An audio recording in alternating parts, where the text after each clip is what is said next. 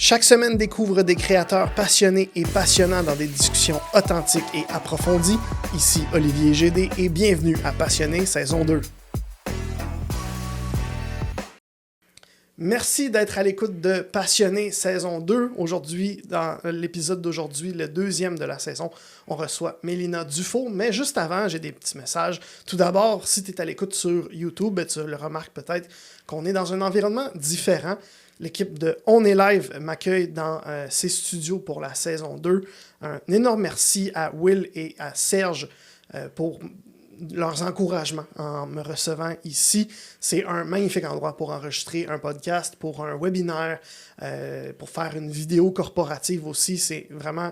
les gars font une super belle job.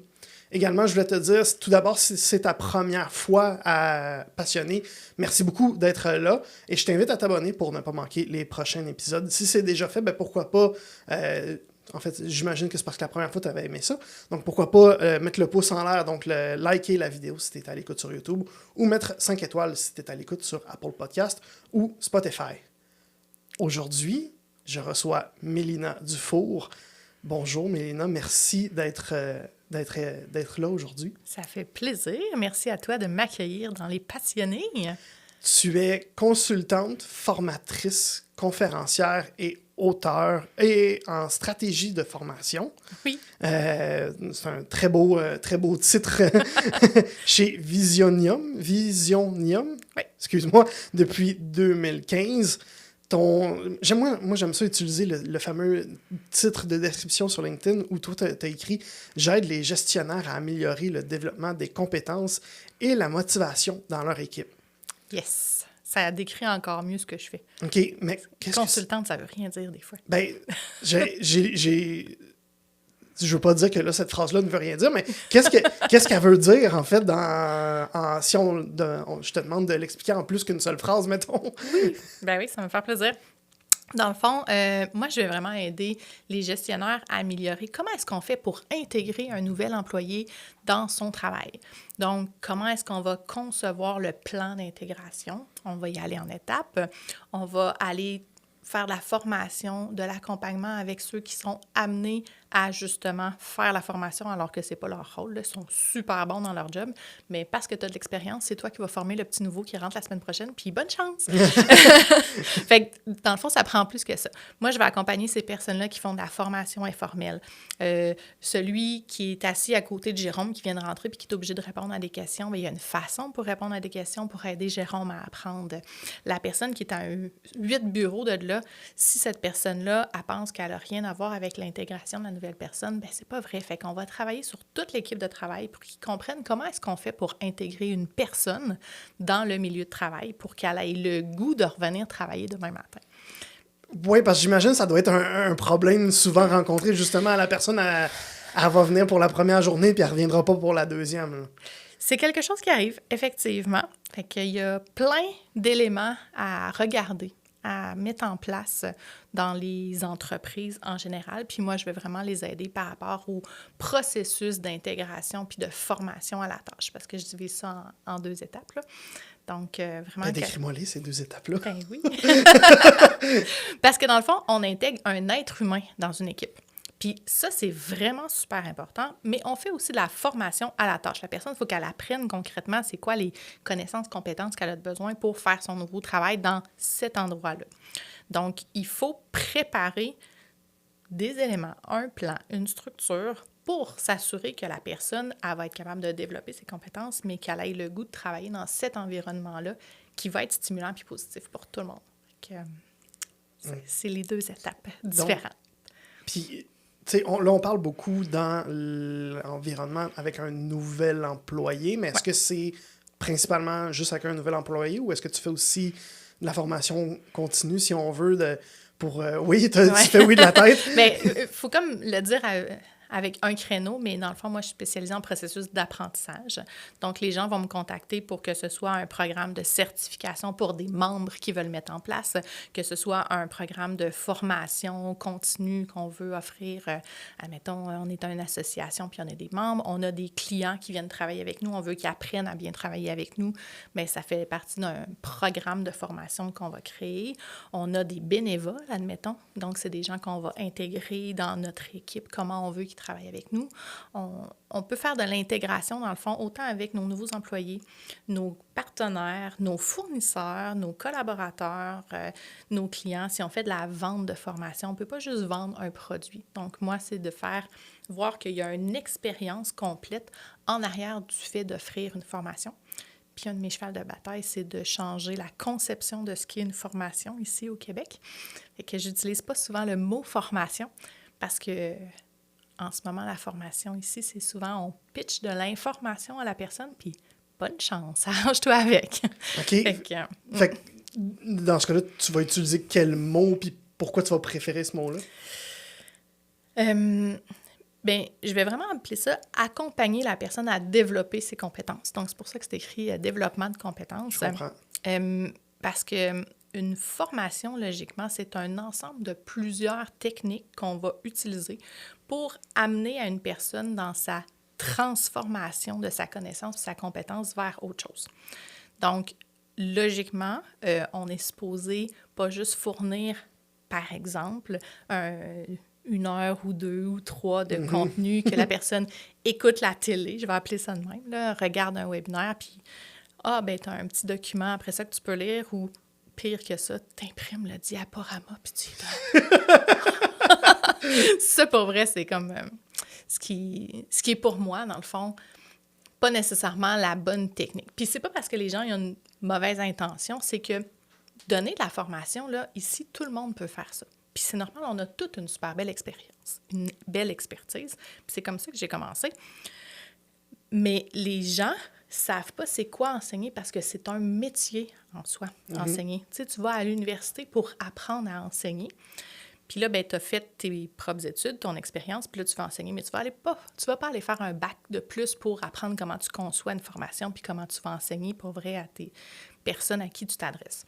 Fait que je suis là pour les aider à faire en sorte que ce soit pas juste donner de l'information puis tu croises les doigts que la personne apprenne puis qu'elle soit contente puis qu'elle revienne. Mais créer une expérience, un accompagnement qui va faire en sorte qu'on est adapté à qui on s'adresse dans la bonne façon pour cette clientèle-là, avec cet objectif-là, avec ton contenu à toi. J'imagine que d'une entreprise à l'autre, d'un domaine à l'autre, le processus va varier beaucoup, puis les besoins vont varier beaucoup, mais si on regarde, mettons, les besoins de base, les problèmes de base et les besoins de base que tu vas rencontrer régulièrement avec tes clients, ça va ressembler à quoi? De façon plus concrète, là. Que moi, je rencontre souvent des gestionnaires qui disent qu'ils répètent tout le temps. Ouais, on n'a jamais entendu ça. Fait que ça, c'est sûr que si tu es obligé de répéter régulièrement, ça veut dire que la personne, elle n'a pas compris. Donc, il y a une formation, une éducation à faire avec les personnes à qui tu t'adresses pour être sûr qu'eux, ils comprennent dans leur façon d'apprendre à eux. Parce que ça, c'est autre chose. Souvent, on va communiquer, enseigner dans la façon que nous, on aurait aimé ça, se le faire expliquer. Mais ça ne veut pas dire que c'est la même façon que l'autre personne apprend. Donc, il faut s'adapter à l'autre personne. Puis c'est pour ça qu'il faut se préparer, puis avoir du matériel, des techniques pour être capable de éduquer, dispenser notre formation dans toutes les variétés qui vont être nécessaires à la personne que tu as en avant de toi pour qu'elle apprenne. Fait que, dans le fond, est-ce qu'on va t'appeler pour tes services dès qu'il y a une nouvelle embauche? Vu que si tu dis on a besoin de s'adapter à la nouvelle personne, j'imagine à chaque nouvel employé, ben va falloir varier, ou est-ce qu'il y a une méthode qu'on peut apprendre pour pouvoir s'adapter à chaque nouvel employé? Dans le meilleur des mondes, il m'appelle bien avant d'engager. Okay. On va pouvoir préparer les choses, on va créer un plan, puis on va former les personnes qui sont amenées à faire la formation pour qu'eux soient capables de s'adapter à peu importe qui ils vont engager. Parce que s'ils m'appellent, habituellement, c'est pas parce qu'ils vont engager une seule personne dans leur entreprise, c'est qu'il va avoir des fois un roulement, une croissance, ils prévoient avoir plusieurs personnes à faire de l'intégration. Donc, je veux qu'ils deviennent eux-mêmes autonomes. Fait qu'ils vont grandir avec le temps là-dedans. Et donc, ça va être quand? Mettons le plus tôt qu'on peut t'appeler pour tes services, par exemple, pour s'assurer qu'on fasse bien ça, là, si on veut, ça serait quand? Avant même de penser à appeler une firme de recrutement. OK. Oui. Pour être sûr de se préparer d'avance. Puis, si jamais l'entreprise a des baby boomers, là, parce que là, je vous annonce qu'un jour, ils vont prendre leur retraite puis qu'ils ont le droit à ça, là. En fait, on dit qu'en 2030, ils vont tous être partis. Donc, on peut se préparer à l'avance. Bien, on peut malheureusement pas encore, peut-être un jour, mettre une clé USB dans leur tête puis retirer toutes les connaissances et le savoir qu'ils ont pour être capable de prendre des décisions. Ben oui, parce que leur savoir n'est pas nécessairement écrit quelque part. Ben non. Oui, OK, je comprends. T'sais, ils ont une technique de prise de décision qui est vraiment à eux, qui ont acquis avec l'expérience. Puis ça, c'est pas la chose qu'on va souvent enseigner à des nouveaux employés parce qu'on peut faire juste ce qu'on peut faire quand on a une semaine ou deux avec le nouvel employé pour y donner les bases. Fait que si on est capable de prévoir à l'avance, moi, j'ai des entreprises avec lesquelles on travaille pendant des années, puis graduellement, on va sortir de leur tête ce qu'ils savent, l'arbre décisionnel, comment ils travaillent de telle technique, pour que quand on va arriver avec la période où est-ce qu'on va vouloir transitionner vers des nouveaux employés, donc on travaille vraiment en amont, bien là, on va avoir mis des choses en place, du matériel, des connaissances qu'on a sorties de la tête de l'employé qui a vraiment beaucoup d'expérience pour pas tout perdre ça qui est juste dans sa tête. Ta fameuse image de mettre la clé USB dans la Lucie, tête. Lucie, là, le film, là. Je connais pas ce film-là. Ah, non, mais j'ai quand même déjà l'image de mettre la clé USB. Là. Mais concrètement, oui, tu me l'as expliqué un petit peu comment ça fonctionne, mais concrètement, est-ce que faut vraiment se planifier quasiment une réunion où on assoit tous nos baby boomers autour de la table puis on leur pose des questions? Et ça dépend. Je te dirais que j'ai des entreprises dans lesquelles on va s'arrêter avec toute l'équipe parce que je le fais pas juste quand je le fais pas juste avec les baby boomers parce qu'on va être honnête, peut-être que Josée, elle va finir en congé de maternité puis qu'elle aussi, elle va partir. Puis peut-être que Jérémy, il va se casser une jambe puis peut-être que l'autre, il va prendre 6 mois sabbatique pour aller voyager dans le monde. Fait que tout le monde dans l'entreprise a une belle connaissance. Mais on peut le faire avec chacun. Fait qu'on peut le faire en groupe où est-ce que je leur explique. Puis là, on travaille graduellement. On leur donne des petits devoirs pour commencer à réfléchir à qu'est-ce qu'on pourrait mettre par écrit. Puis là, je dis par écrit, ça sera éventuellement pas par écrit parce qu'on va créer des capsules, on va créer des tutoriels, on va créer des arbres décisionnels. Donc, qu'est-ce qui est nécessaire pour la prochaine personne? Mais de commencer à sortir ça de leur tête. Fait qu'on y va graduellement. C'est sûr qu'on ne va pas les arrêter de travailler. Fait que c'est pour ça qu'il faut se prendre d'avance. Fait que mettre des petites choses en place pour qu'ils apprennent doucement à recenser qu'est-ce qu'ils font, comment ils font, pourquoi ils font quelque chose d'une manière ou d'une autre, pour qu'après ça, on soit capable de préparer de la formation, du matériel de formation qui va être encore plus approprié pour les prochaines personnes pour apprendre. Qu'est-ce qui t'a amené à faire ce que tu fais aujourd'hui? Parce que en fait, au départ, quand je t'ai découvert toi, puis que j'ai découvert ton entreprise, je me disais, c'est comme un domaine très, très, très proche des ressources humaines, comme d'aplomb, là. Mais quand je te parle, toi, tu me parles vraiment plus de... Genre, je ressens beaucoup plus, en fait, ta passion pour l'enseignement, puis pour plus l'aspect communicationnel, si on veut. Qu'est-ce qui a amené cette passion-là pour l'enseignement vers... Qu'est-ce qui t'a amené vers les ressources humaines, dans le fond? Bien, à la base, il faut que tu saches que moi, je fais aucune ressource humaine. Fait que ça, c'est quelque chose que je dis à mes clients. Moi, je ne touche pas aux ressources humaines. Fait que ça, c'est un métier en soi. Ils ont étudié, puis c'est parfait. Mais il y a une branche des ressources humaines, souvent on met ça dans leur cours, de s'occuper des êtres humains qui apprennent, qui est vraiment l'apprentissage, la formation, l'intégration de ces personnes-là. Puis ça, bien ça, c'est ma branche à moi. Fait que je collabore beaucoup avec les ressources humaines. Ta question, c'est qu'est-ce qui m'a amené à ça? Ben, j'ai quasiment le goût de juste avant. Où la nuance, en fait, entre ressources humaines et gestion de l'humain, si on veut, que toi, tu vas faire? Bien, eux, ils vont... Tu sais, admettons, le département des ressources humaines. OK? Souvent, ça va être des personnes qui vont premièrement être dans le jus parce qu'ils ont beaucoup de demandes. Mais Oui, ben moi, de mon expérience personnelle, les départements de ressources humaines, des fois, c'était juste une seule personne ou c'était des fois même 0 personne. Là. Puis pauvre personne. Pour vrai, on va être honnête, là, Ben dans oui. la plupart des entreprises, cette personne-là, elle n'a pas tout le support puis ce qu'elle aurait de besoin pour tout faire les mandats de ressources humaines. Pour vrai, j'adore le domaine des ressources humaines. Là. Mais admettons qu'on prend le principe d'intégration. Souvent, la personne va voir qu'il y a un besoin, va préparer le recrutement, va s'occuper de tout le recrutement, va s'occuper des conditions de travail, des contrats, tu sais, toute la poutine, ressources humaines, là, qui vient avec, puis les gestions des conflits de travail, tout ça.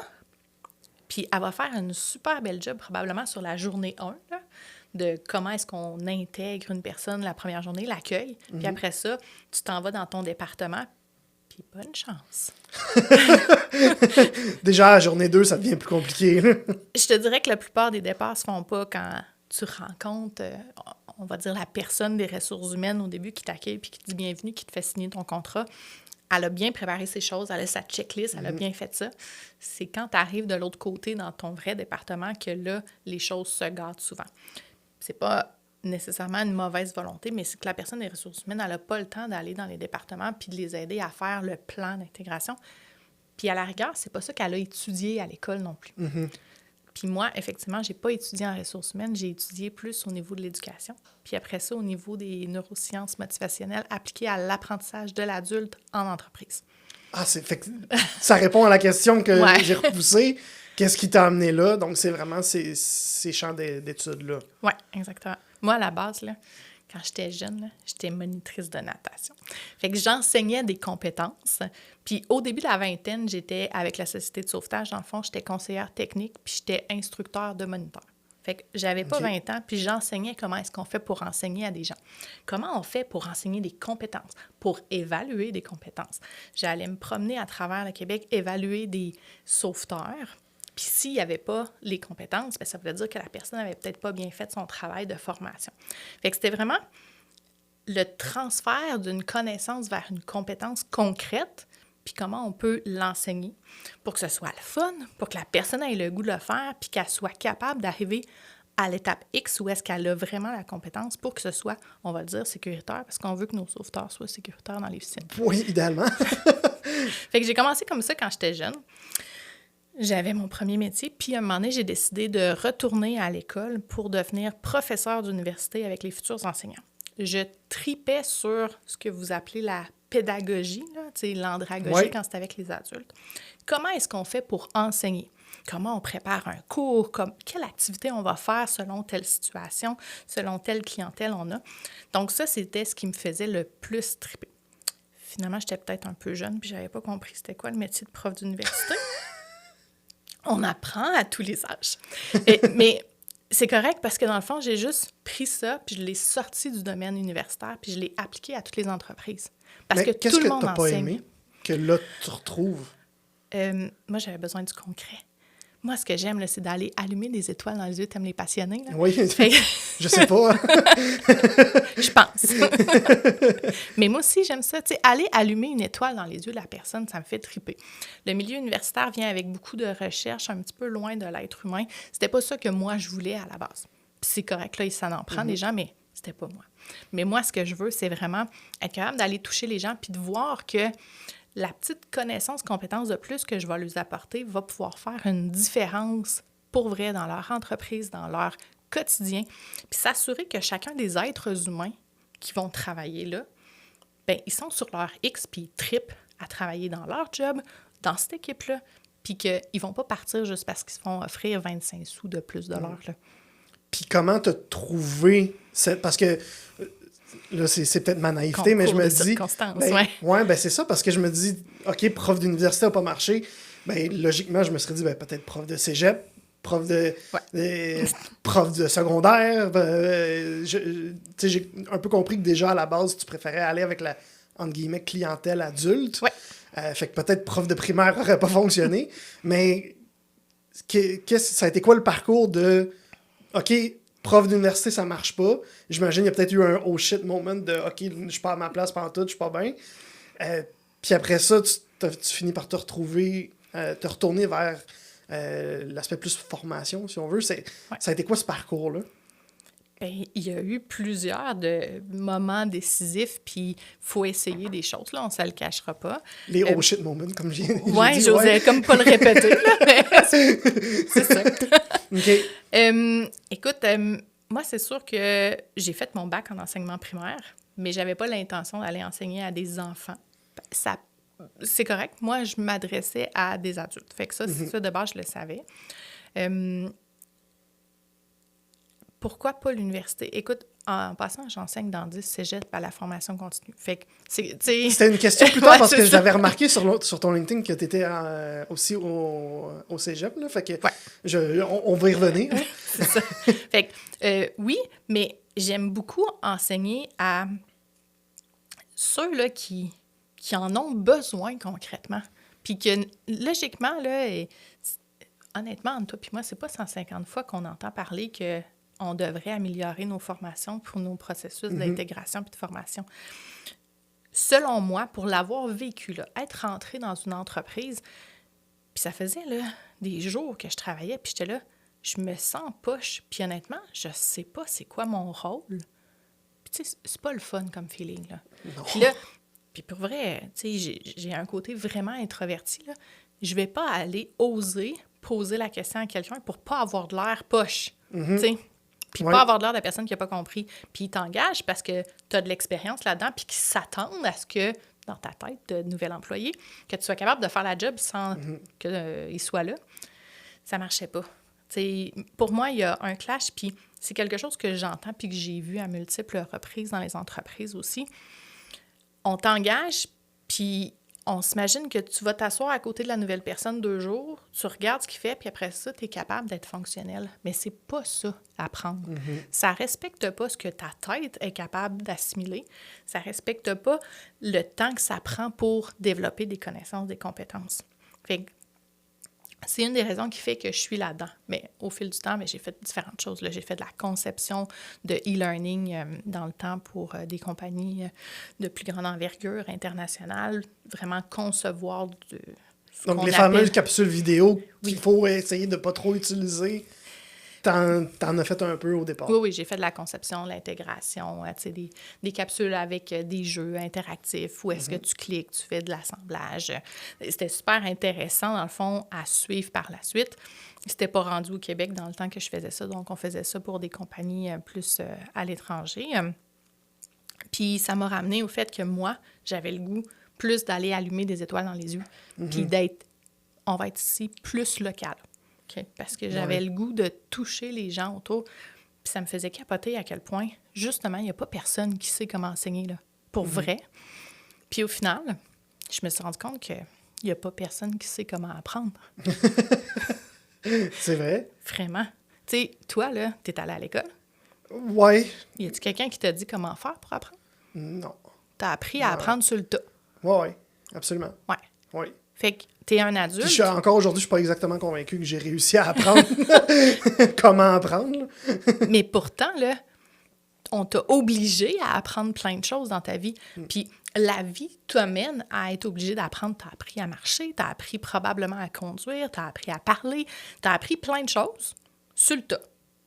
Parce que dans le fond, il n'y a pas personne qui pense que c'est une compétence. Fait que moi, ça, c'est quelque chose qu'éventuellement, j'ai voulu développer. Comment le cerveau de la personne apprend. Puis, surtout un adulte, il faut désapprendre à apprendre parce qu'on a appris sur le tas, peut-être pas dans la technique qui est la plus efficace pour nous. Fait qu'il faut apprendre à se connaître, voir comment on apprend. Puis, dans ce temps-là, après ça, on est capable d'être un meilleur formateur aussi. Est-ce que tu penses que le fait qu'on ne sache pas comment apprendre et qu'on ne sache pas comment enseigner, c'est ce qui explique qu'il y a autant de domaines et de métiers? Tu sais, moi, j'ai étudié en radio, puis la phrase que j'ai entendue le plus pendant mes études en radio, c'est la meilleure façon d'apprendre en radio, c'est de l'apprendre sur le tas, justement. De, tu sais, aller dans une station de radio où personne, dans le fin fond du bois, dans un village que personne va t'entendre, fait que tu peux faire tes erreurs là. Est-ce que c'est parce qu'on n'a juste jamais pris le Tu temps? viens de dire le mot important. C'est que pour apprendre, il faut que tu fasses des erreurs. Fait que ça veut dire que dans le contexte d'apprentissage de ce domaine-là, il n'y avait pas l'espace pour que tu aies le droit de faire des erreurs sans que ça impacte leur chaîne de montage. Fait que ça, c'est une chose que j'aide les entreprises à faire, c'est de créer un plan d'intégration. On va le moduler. Je ne sais pas si tu as déjà vu ou joué à un jeu vidéo. Oui. Il y a parles à un bon quelques... client, là. Oui, c'est ça. Hein? Fait que, tu sais, il y a des tableaux, il y a des modules, OK, Oui. dans un jeu vidéo. Tu as le premier tableau, il est facile, mais tu as déjà une mission. Puis probablement que tu vas te planter puis tu vas pas réussir du premier coup, mais c'est pas grave, tu vas pas mourir. Fait qu'on va vouloir, dans un plan d'intégration du personnel, quand je travaille avec les entreprises, créer un programme qui fait en sorte qu'on a des modules, puis qu'on a un accomplissement qu'on va pouvoir se sentir bon à toutes les fois qu'on a un module. Donc, ça augmente notre confiance en nous, mais qu'on a un safe space. Je m'excuse, c'était en anglais. Non, c'est correct. Oui. Oui, OK. j'ai dit « oh shit moment » tantôt, là, on est correct. Donc, on a l'espace pour avoir le droit de faire des erreurs qui vont pas mettre en péril le fait que tu vas te faire mettre à la porte parce que tu es stressé de faire une erreur, qui vont pas mettre en péril, je vais appeler ça la chaîne de montage, mais toutes les autres personnes dans l'entreprise. Puis que tu sais que là, une fois que tu vas faire ton erreur, c'est là que tu apprends. Tu as besoin de faire des erreurs pour voir c'est quoi la limite de ce que tu peux faire puis pas faire quand tu développes ta compétence. C'est nécessaire. Mais dans le monde du travail aujourd'hui, on s'attend à ce qu'on soit bon, Ouais. parfait.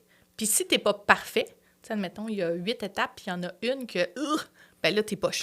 Mais non, t'es pas poche, t'es en apprentissage. C'est fou, là. Mais je fais juste écouter, puis j'ai 2 expériences que j'ai vécues Ouais. de formation en entreprise complètement aux opposés, puis juste en t'écoutant parler, je viens de trouver il était où le problème. C'était quoi? C'est parce qu'il y en avait une, il y avait une entreprise que toute la base de données, il aurait fallu justement avoir comme une autre version où je pouvais faire des erreurs, justement. Fait que, tandis que dans l'autre, ben, c'est exactement ça. C'est que la plateforme avec la base de données puis avec tout le travail, ou si tu fais une erreur, ben, comme tu dis, tu fais un problème dans la chaîne de montage. Ouais, oh shit moment. Ben, c'est pas grave parce que cette version-là, oui, elle est virtuelle, mais surtout, elle n'existe pas pour de vrai. Tandis que dans la première entreprise, ben, tu sais, on a été une journée complète à travailler là-dedans, puis là, il fallait absolument pas faire d'erreur parce que sinon, dans 6 mois, ben, on allait retourner dans le dossier de ce client-là, puis on allait voir l'erreur, mais on va pas comprendre que c'est une erreur, puis là, on se met dans le... Fait que, ouais, je comprends pas. OK, je comprends C'est parfaitement. un super bel exemple. Puis il y a une autre chose que tu t'as dit, quand tu réussis, là, tu sais, quand tu réussis à faire quelque chose parce que tu l'as découvert par toi-même, il y a comme un éclair de génie qui se passe, il y a une connexion, mais il y a aussi une dose de dopamine. Tu sais, ta petite récompense que tu as à toutes les fois que tu fais un pas, il faut qu'elle soit prévue quand tu fais l'intégration du personnel. La petite tape dans le dos, bien, comment est-ce qu'on la fait concrètement sans que tu aies quelqu'un qui soit assis à côté de toi à 100%? Parce que là, les gens, ils vont dire « Ouais, mais là, j'ai pas le temps de m'asseoir à côté de lui pendant 6 mois. » Parce que oui, si on fait un plan ensemble, ton plan, il va être sur 1 an. Oh! Pas sur 2 semaines. OK. OK? Oh! Hey, tabarou... OK, parce que moi, tout ce que j'ai vu, c'était 2 jours, là. Ouais. On n'est pas à la même place, hein? Non! Fait 6 que- mois! Ben, pas... La personne va être capable de travailler, mais pas tout faire. Parce que le but, c'est que la personne se sente bonne, mais elle peut pas être capable de tout faire. Même si elle était super bonne dans l'autre entreprise, elle savait comment travailler dans le contexte de cette entreprise-là. Elle sait pas comment travailler nécessairement dans le contexte de ton entreprise, avec ton équipe, avec tes outils à toi. Fait que, oui, tu l'engages parce qu'elle a un diplôme ou pour ses compétences, on va dire, relationnelles, mais il faut que tu lui enseignes comment travailler dans tes processus à toi. Ouais. Fait qu'on y va graduellement, bien ça, on te l'enseigne, tu le fais. Là, tu gagnes en confiance. Tu as gagné en confiance, on passe au module 2, qu'on va appeler ça. Là, on va t'enseigner d'autres choses. Puis, si on fait ça en 2 jours, tu n'es pas capable de tout faire la job, là. À moins que tes tâches soient très limitées. Puis là, c'est là que, tout dépendant de ce que tu fais dans la vie, le temps de formation ne sera pas le même. Là, je dis 1 an, mais ça dépend. Oui, où ça tu doit travailles, là. varier de Ouais. beaucoup de... Il y a des statistiques par rapport à ça en passant. Je là. t'écoute. Les statistiques qui varient, mais si tu vas voir mes capsules sur mon site web, moi aussi, ça va être écrit, là, mais tu as vraiment, en fonction du métier que la personne fait, jamais une personne va être fonctionnelle en dedans de 2 jours, même pas en dedans de 2 semaines. Là. OK? Si dans 2 semaines, honnêtement, la personne est capable de faire la même job que l'autre à côté, Que ça fait il y a 1 an, 2 problème. ans, 5 ans qu'il est là. Ouais. Ouais. Fait que c'est soit cette personne-là, c'est pas la bonne, elle est trop compétente, puis elle va partir parce qu'elle va trouver ça plate. Ou c'est soit les autres personnes sur place sont vraiment poches, puis c'est pas eux autres que tu veux. Il y a définitivement un problème, reste à voir c'est lequel des Oui, deux. c'est ça. Oui, donc, tantôt, tu as mentionné que maintenant, tu étais de retour à l'enseignement mais là, au cégep, au lieu d'être à l'université, quand au départ, c'était pas vraiment ta branche. Ouais. Fait que comment comment ce poste-là est arrivé? Comment Pas ça... de retour, en fait. Je travaille à la formation continue. OK. Fait que c'est, dans le fond, des formations qui se donnent dans les services aux entreprises de courte durée. OK. Donc, selon ma spécificité, les cégeps me font venir pour former les entreprises qui prennent des formations juste pour les adultes. Je m'excuse. À tes souhaits. Ouais, c'est ça. Je vais prendre une gorgée. Ben oui.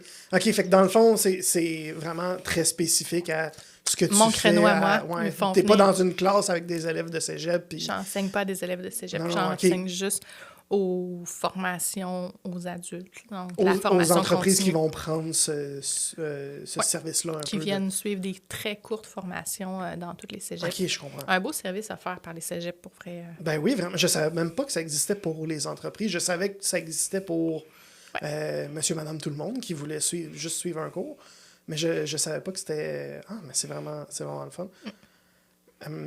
Maintenant, j'aimerais qu'on parle d'une autre passion que tu as. Puis quand tu es arrivé ici chez On est Live, je te tripais. regardais. Oui, tu parlais d'étoiles dans les yeux tantôt. Là, Ouais. J'ai remarqué que tu en avais parce que tu regardais le studio. Puis parce que tu étais proche de ton élément d'une autre passion que tu as, qui est l'art, la création artistique, dont la photo. Ouais.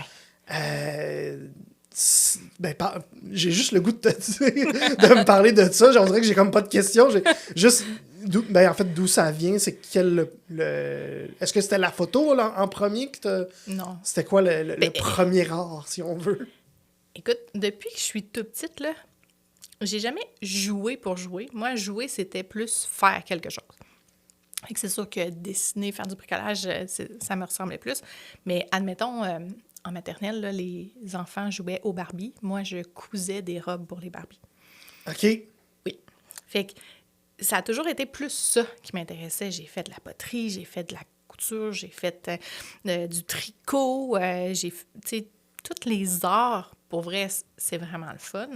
Tout ce qui est art et manuel, un peu, Oui, de ce que c'est je de la- comprends. Un produit fini que tu as fait avec tes mains, ça me fait triper, là, même avec le bois, avec n'importe quoi. C'est un peu comme... Tu sais, il y en a qui méditent, là. Mais moi, quand j'étais en train de faire ça, mettons, l'autre fois, je cousais à la main une petite pochette en cuir pour le plaisir. Mais pendant que je fais ça, je suis là à 100%. Tu sais, ça me fait vraiment triper. Ça te fait méditer, dans le fond. Oui, C'est ta façon de méditer. Donc, c'est vraiment le fun. tu t'es fière. médites de cette façon-là. À quelle fréquence, si on veut?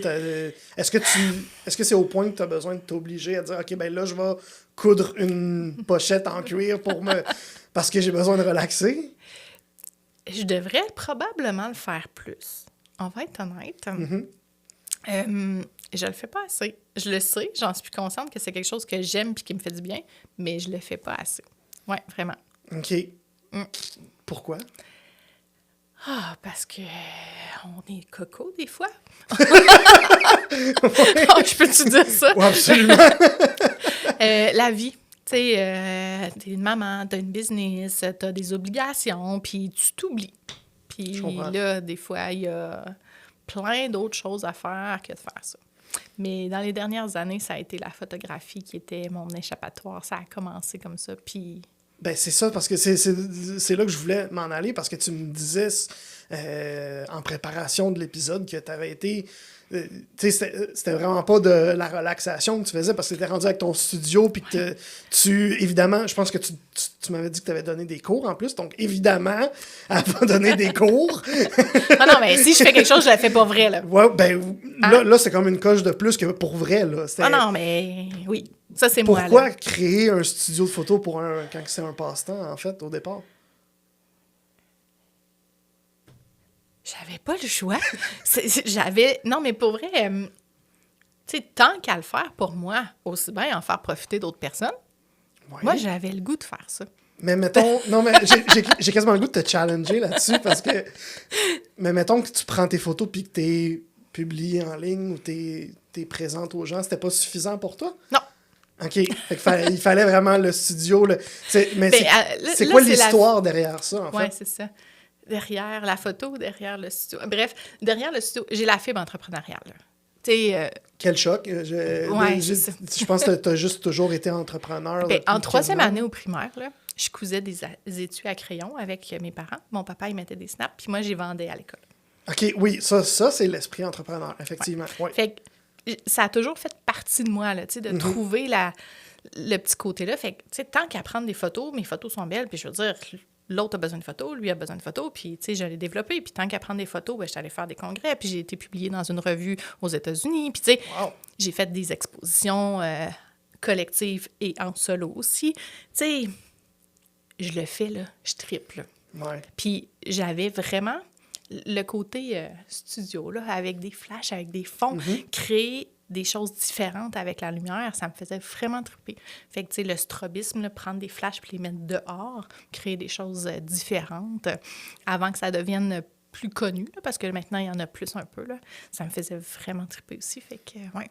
Puis, je sais pas comment poser ma question, en fait. Ben, est-ce que... tu sais, parce que tantôt, tu disais que quand en fait, je vais recommencer ma phrase. Oui, vas-y. Tu dis que tantôt que tu prends pas assez de temps pour toi, pour Ouais. relaxer, pour faire de l'art, si on veut. En ayant un studio de photo, est-ce que c'était une façon pour toi de te forcer, justement, à... Non, là, c'est pour assouvir mon côté qui a besoin de m'accomplir. Puis de... OK. Ça, c'est le côté entrepreneurial qui me fait triper. OK? Je suis C'est passionnée. vraiment là, tu sais. l'entrepreneur en toi qui Oui. voulait faire ça, là, c'était pas autre chose. Ouais. OK. Mais tu vois, je fais ma création autrement. Là. Cet automne, pas cet automne, au printemps, l'année passée, j'ai créé un jeu de société pour mon entreprise. Fait que, Oui, c'est vrai, tu m'avais dit ça. Oui, oui. c'est Tu sais, vrai. je veux dire, créer, je le fais juste autrement. Là. Je le fais pas avec la photo, je le fais plus dans du matériel qui correspond à ce que je fais avec la consultation puis mes formations coaching. Fait que, je le fais autrement, admettons. OK, je comprends. Ouais. Je comprends. Justement, là, c'est des questions que je pose en fait à tous mes invités en fin d'entrevue. Mais je trouve que là, c'est le meilleur segue. Ton créateur préféré, c'est qui? Qui t'inspire dans ton emploi, dans tes arts que tu fais, que ce soit la photo ou la couture, qui t'inspire? Hey, c'est une vraiment bonne question. Parce que moi, en fait, au début, cette question-là, je veux la poser pour que les autres, on puisse aller découvrir ces Oui, personnes-là c'est puis ça. s'inspirer nous aussi à notre tour. Ben, j'en ai beaucoup, puis ça change, je pense, tout le temps. Tu sais, en fonction de ce que je veux développer. Parce que je vais pas développer quelque chose, puis j'ai fini. Je vais aller faire Oui. autre chose, puis d'autres choses, puis Oui, d'autres tu choses, vas puis faire un d'autres choses. studio de photo avec. Ouais, tu sais, admettons, là. Mais à la base, là, la photo, j'ai commencé ça parce que j'étais sur des montagnes, puis j'avais rien pour prendre des photos. Parce que j'étais en voyage, j'étais en randonnée, j'étais en train de monter le mont Washington. J'ai vu tellement de belles choses en montant, puis tu sais, tu montais à travers les nuages. Puis là, je m'étais dit, OK, faut que j'apprenne à faire de la photo. Je vais revenir OK. ici avec un appareil photo. Puis après ça, j'étais dans les Rocheuses, puis je montais, puis tu sais, randonnée une journée au complet, puis j'étais comme, je peux pas croire que, tu sais, on a une petite photo QQ avec un petit appareil photo, tu sais, que tu cliques, puis que tu fais développer après, puis qui est un peu flou. Puis c'est tout de toute cette journée-là, là, c'est... J'ai vu des choses, puis c'est là que j'ai eu le goût de faire de la photographie. Mais après ça, tu commences par apprendre comment fonctionne un appareil photo. Évidemment, pas un appareil photo que tu fais clic, là. Tu sais, Ouais. oui. Un vrai appareil photo. Ben, que je veux pas dire que tu c'est joues pas avec des vrais appareils photo, mais que je joue avec, oui, Ouais, effectivement. tu vas jouer avec la lumière, tu vas jouer avec je me souviens plus des termes, je les ai déjà appris, là, mais... C'est ouais, correct. OK. je suis Mais tu sais, comment le capteur fonctionne. Après ça, je me suis mis à me développer au niveau des lentilles. Pour faire tel effet, quelle ouverture tu as besoin, quelle longueur focale tu as besoin. OK, là, ça, tu les joues. termes. Oui. Quelle lumière tu mets dans quel ordre, les réflecteurs. Puis, ben écoute, tu sais, là, OK, c'est beau, mais j'étais rendue une maman. Fait que là, je voulais faire la photographie peut-être plus avec mes enfants. Oui. Ma fille est probablement l'enfant qui a eu le plus de séances photos de studio de sa vie. Gratuitement en plus. Et écoute, c'était fou, là. T'es-tu du genre à avoir comme ça d'épais d'albums de photos? Je les ai vraiment pas toutes imprimées, mais elle a beaucoup de très grands agrandissements. Elle voyait sa face tout le temps avant dans la maison, c'était fou, là. Mais oui, tu sais, ça me faisait triper. Fait que là, j'ai commencé à faire la photo plus enfant. Fait que là, tu développes la façon de collaborer avec les enfants, de parler aux enfants, parce que c'est pas juste clic, là. Fait que là, après ça, une femme enceinte, comment tu poses, comment tu installes les personnes pour qu'elles se sentent à l'aise, parce que s'il y a-tu une chose que tu te sens pas à l'aise devant une caméra, c'est bien là. C'est fou, là. Oui, surtout pour les femmes enceintes, que j'ai jamais été une femme enceinte, mais on me dit que c'est vraiment comme un état très peu confortable souvent. Là. Puis même les gars, là, la plupart, ils n'aiment pas ça, être devant une caméra. Fait que comment est-ce que tu fais pour mettre une personne à l'aise? Fait que là, c'est autre chose. Là, c'est plus juste clic. Là. Tu sais, t'apprends ça. Puis après ça, comment est-ce que tu places les gens pour qu'ils se trouvent beaux? Parce que la plupart du temps, ils se trouvent pas beaux quand ils regardent les images. Parce que là, si tu veux être sûr qu'ils partent là, avec la photo puis qu'ils soient contents, il faut qu'ils aiment le résultat. Fait qu'il y a plein de choses que j'ai développées, puis c'est trippant. J'aime apprendre. D'être capable de me rendre au produit fini, ça, c'est le fun. Là. Fait que peu importe le domaine. Puis là, ben, tant qu'à faire ça, ben là, t'en fais bénéficier d'autres mondes. Puis là, tu as des clients, fait que là, t'apprends à gérer ta business puis à mettre en application plein de choses pour faire en sorte que ça fonctionne. Il y a quelques chapeaux à avoir quand on a une business. Quelques-uns, oui. Quelques-uns. Ouais. Mais avant de retourner à la question que je t'avais posée à propos de ton créateur, tu m'as fait penser à quelque chose. Ouais. Parce que tu dis que t'es allé au Mont-Washington, t'as fait ta randonnée, puis tu t'es dit, ben là, faut que j'apprenne à prendre la photo pour me souvenir de ça, si je comprends bien. Ouais. Mais à l'inverse, il y a plein de gens qui vont dire, ben là, perds pas ton temps à prendre des photos, vis le moment à la place. Ça va être quoi la nuance, en fait, vu que toi, tu le ressens, le besoin de le prendre en photo, le moment. Là. C'est une très bonne question. Il est prouvé que les fois où est-ce que tu vas prendre quelque chose en photo, pas du type aujourd'hui où est-ce que les gens prennent 800 photos de leur souper. Oui. Okay? Mais les moments où est-ce que tu vas t'arrêter puis tu vas prendre des photos dans un moment où est-ce que tu as de l'émotion, c'est quelque chose qui va être gravé encore plus en mémoire parce que tu as pris le temps de t'arrêter puis de montrer à ton cerveau que c'est important. La photographie, ça a été démontré que, admettons, tes parents font faire une photographie de toi puis l'affichent au mur, ça augmente l'estime de soi des enfants. Ça a une valeur. Le fait de prendre le temps de prendre une belle photographie, que tu te sens avantagé, qu'elle est exposée, ça a une valeur au niveau de l'estime de soi des gens. Quand même vraiment cool. Oui, vraiment. Vraiment. Mais là, tu parles avec tellement d'émotion de ça, on dirait que tu vas le repartir, ton studio de photos. Ben, je fais des photos la semaine prochaine, là, ça m'arrive. OK. Ouais, dis pas ça à personne. Là, mais il n'est pas exactement mort, le studio de photos. J'ai plus mon studio, là, tu sais, tout le kit puis tout ça. Je fais encore de la photographie, mais de façon différente. Plus pour ton plaisir. Oui, puis si j'ai besoin d'un studio, ben je loue parce qu'il y a maintenant plein de gens que je connais qui ont des studios puis tout ça. Et donc, qui est ton créateur préféré, si on revient? Oui, c'est ça. Qui t'inspire? J'ai contourné la question pour ne pas y répondre. Hein. Ben oui, hein, très bonne. Hein? Oui, mais ça ne passera pas avec moi. Il va falloir que tu y répondes. Ben, j'en ai plusieurs parce que la création, pour moi, c'est plein de choses. Tu sais, je pourrais dire Walt Disney parce que tout le monde parle de Walt Disney, mais il y avait un esprit tout le monde. Moi, j'ai personne qui m'a parlé de Walt Disney. Non, OK. Non, fait que tu peux me parler de Walt Disney.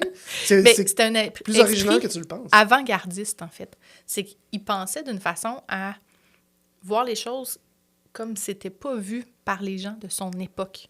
Puis ça, c'est vraiment intéressant, tu sais, de sortir de la boîte pour être capable de penser à quelque chose qui pourrait être, aujourd'hui, ça peut être vu comme naturel parce qu'on connaît tout ça, puis on sait c'est quoi, fait qu'on va plus loin. Mais j'aime beaucoup cet esprit-là. J'ai eu des exemples...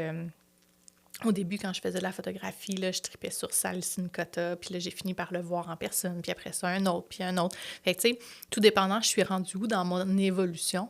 J'ai des gens qui m'ont inspirée, donc autant en photographie qu'éventuellement en développement d'entreprise, puis, fait que, plein de monde. Daniel Henkel, tu sais, c'est clair que... Mais pourquoi Daniel Henkel? Écoute... Pour vrai, je serais vraiment heureuse de la rencontrer en vrai puis de parler. Puis probablement que je serais tellement impressionnée que je serais bouche bée puis je saurais pas quoi dire. Juste starstruck, là. C'est clair. Moi, j'ai lu ses biographies puis ses livres. Tu sais, c'est une personne qui est inspirante dans la raison pour laquelle elle fait les choses. Elle le fait justement avec passion parce que ça vient de elle, c'est aligné à ses valeurs, elle se fait pas arrêter par un non. Elle sait ce qu'elle veut, elle va y arriver, puis elle le fait avec sa famille. Puis si sa famille, c'est pas ça qu'ils veulent, elle respecte ça aussi. Fait que, tu sais, c'est pas nécessairement de la création, mais oui, c'est la création de son entreprise, de sa réputation, de sa famille qui a été, tu sais, assez déracinée aussi pour s'en venir ici. Elle a recommencé à partir de vraiment zéro. Fait que moi, c'est un exemple de création de vie, parce que c'est ça l'ultime désir, de créer une vie dans laquelle je vais être un exemple pour mes propres enfants de quelqu'un qui va s'accomplir en se respectant, peu importe c'est quoi le modèle qu'on est supposé respecter dans la société avec ce que tout le monde fait. Encore dans la catégorie des questions que je pose à tous mes invités, celle-là, parfois, est un petit peu mal comprise, mais ton coup de cœur des derniers temps. Puis ça peut être dans tous les sens du terme coup de cœur. Ça peut être un film, un livre, ça peut être une nouvelle que tu as vue passer. Ça peut être vraiment là, dans tous les sens du terme coup de cœur. Qu'est-ce qui t'a fait triper solide dans les derniers temps? Dans les derniers temps, j'aime beaucoup les entrepreneurs d'ici, parce que j'ai souvent regardé plus loin pour avoir des inspirations de gens qui n'étaient pas de ma région ou du Québec, pour aller chercher plus loin. Puis avec ce qui se passe, on va être transparente, là, ça a été difficile avec la pandémie, ça a été difficile avec pour plein de monde dans les derniers mois, semaines, avec ce qu'on appelle récession, insécurité financière. Ouais. Je trouve qu'il y a plusieurs personnes qui sont capables d'avouer leur vulnérabilité, puis d'avoir un désir de vouloir collaborer avec d'autres personnes, alors que des fois, quand ça va très bien, tu le ressens un petit peu moins, ou tu pourrais vouloir, à l'inverse, ramasser tous les clients puis, tu sais, pitcher les autres.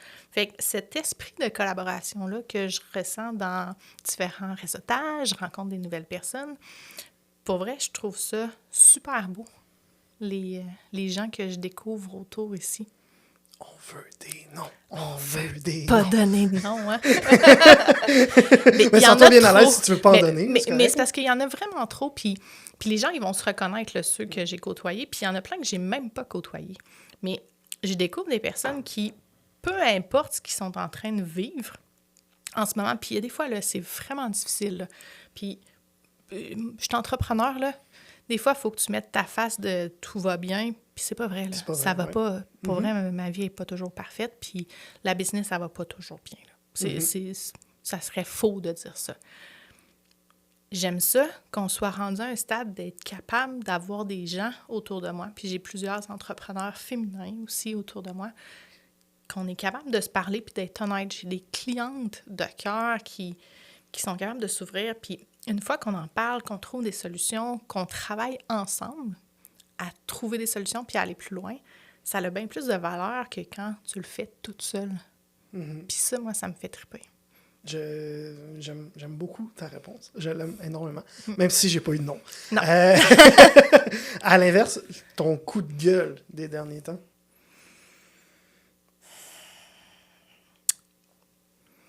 Je n'aimerais pas de nom non plus. Non, mais peux-tu expliquer un contexte ou une chose, puis c'est pas juste des derniers temps, mais... Une émotion par rapport à ça? Je vais être transparente, là. Au Québec, on a ce qu'on appelle des subventions. Oui. OK. Et personnellement, les gens ont besoin des fois de subventions pour les aider à faire des choses, des projets qui sont super intéressants. Le problème avec ça, c'est que des fois, les gens sont prêts à faire quelque chose, puis parce qu'ils ne reçoivent pas la subvention, tout d'un coup, ça fait comme se dire, ben ça veut dire que je le mérite pas ou ça veut dire que je le ferai pas. Puis ça les bloque dans leur avancée. Puis pour vrai, je trouve ça triste. Parce que est-ce qu'on fait juste pas mettre de subvention ou on en met ou on fait juste à aider tout le monde? Ou, tu sais, il y a comme, dans le fait d'avoir des subventions, puis j'ai toujours dit que je me mêlais pas de politique, là, je veux pas m'embarquer là-dedans.